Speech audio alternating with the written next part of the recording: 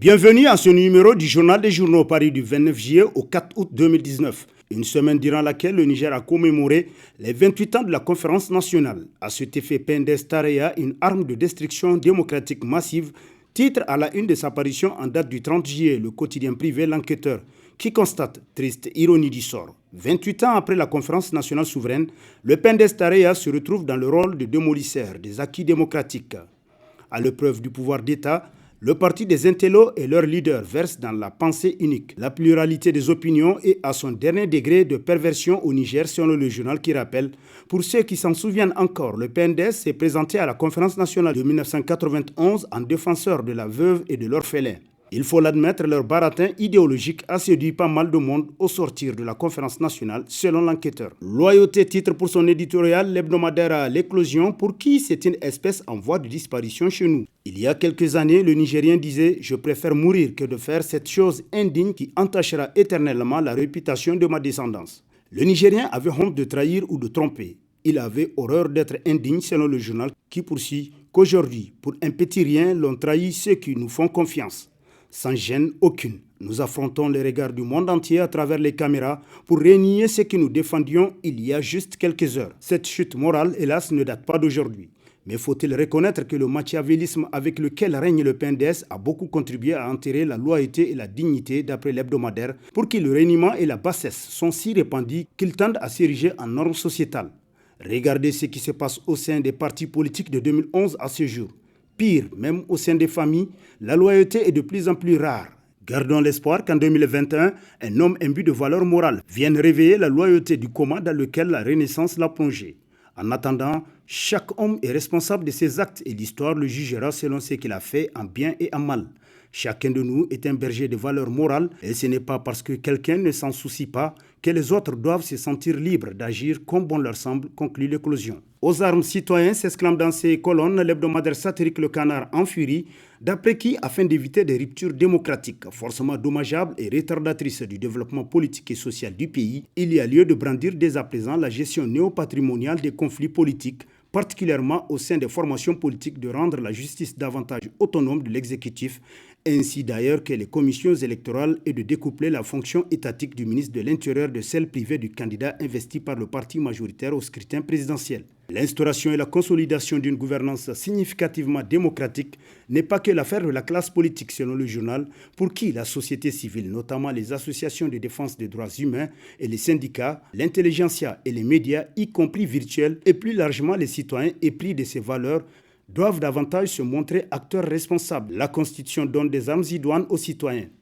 Il suffit de savoir s'en servir pour créer des perspectives heureuses et pacifiques pour le pays, conclut Le Canard en furie. Résiliation du contrat Archi-Team Group SA Construction Aéroport de Niamey, le Nigeria menace de saisir la Cour de justice de la CEDEAO, a constitué le titre phare à la une du bi-hebdomadaire L'événement paru le 1er août.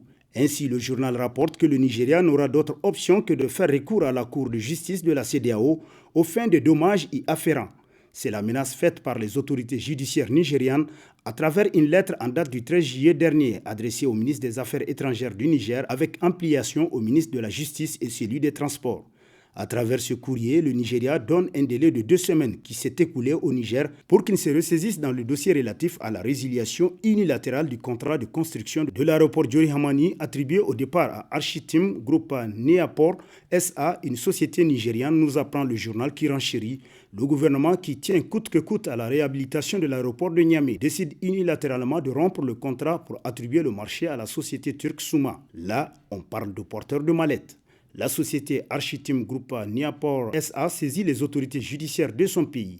Des négociations ont été entamées depuis plusieurs mois sans que l'État du Niger et la société d'Al-Hajj Moutaka, soutenue par l'État nigérian, ne parviennent à un accord selon l'événement. L'initiation du permis biométrique, la Halcia enquête sur les circonstances d'attribution de ce marché juteux, titre dans ses colonnes l'hebdomadaire L'Actualité, qui nous apprend qu'il s'est agi pour les responsables de la Halcia de comprendre un peu plus sur les conditions et les mécanismes d'attribution de ce marché juteux, conclu à huis clos hors presse. Les raisons de sa non-publication au journal officiel, le mécanisme du recrutement des agents du centre chargé du permis biométrique, l'appartenance et les conditions de location des locaux du dit centre, les motifs justifiant la mise à l'écart de la presse depuis la signature de cette convention, bref, l'identité complète du bénéficiaire de ce marché alléchant. Pour le moment, beaucoup de Nigériens fondent espoir sur les conclusions de cette enquête qui fera certainement écho ici et ailleurs selon l'actualité qui conclut.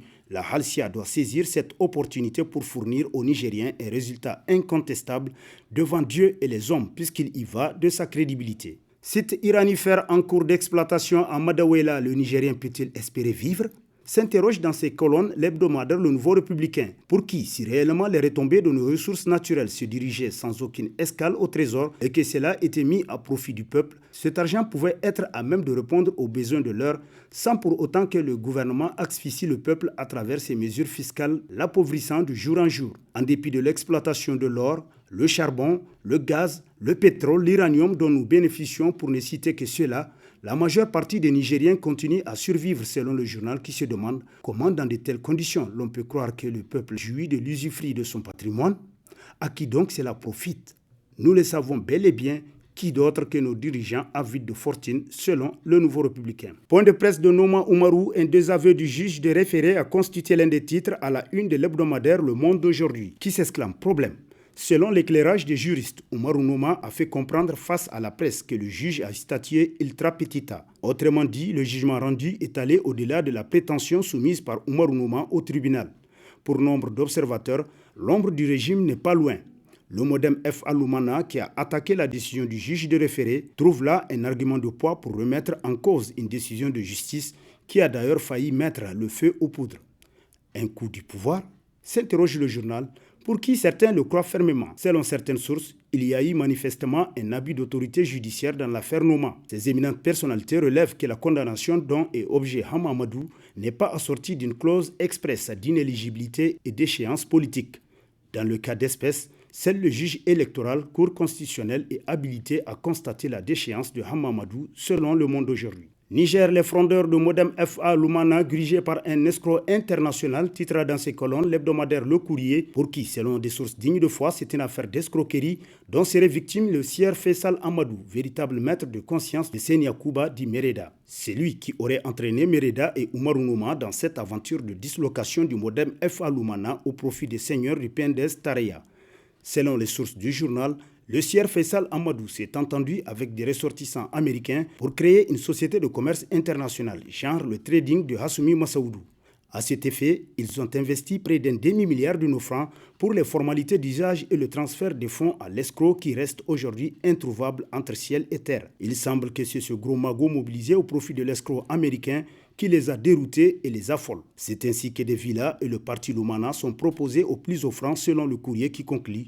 Voilà pour l'histoire le vrai mobile de tout ce qui se passe actuellement au sein du Modem FA Lumana. Force conjointe G5 Sahel, notre compatriote le général Oumarou Namata, nommé commandant de la force anti-djihadiste, titre dans ses colonnes l'hebdomadaire satirique Le Canard déchaîné, qui nous apprend que selon des sources sécuritaires nigériennes citées par l'AFP, le général Oumarou Namata Gazama, chef d'état-major adjoint de l'armée de terre du Niger, a été nommé nouveau commandant de la force anti-djihadiste du G5 Sahel, succédant au général mauritanien Hanina Ould Sidi en poste depuis juillet 2018. Son arrivée à la tête de la force du G5 intervient avant la tenue en septembre prochain à Ouagadougou d'un sommet extraordinaire consacré à la sécurité dans les 15 États de la CEDEAO, tel que rapporté par le Canard déchaîné. Libération de 10 otages, dont une fille de 2 ans dans la région de Maradi, titre dans ses colonnes l'hebdomadaire Le Sens de l'Histoire, qui nous apprend que parmi ces personnes, 2 ont été récupérées à partir de Sokoto et ont passé 40 jours entre les mains de leurs ravisseurs, alors que les 8 autres étaient à Zourmé, État de Zamfara,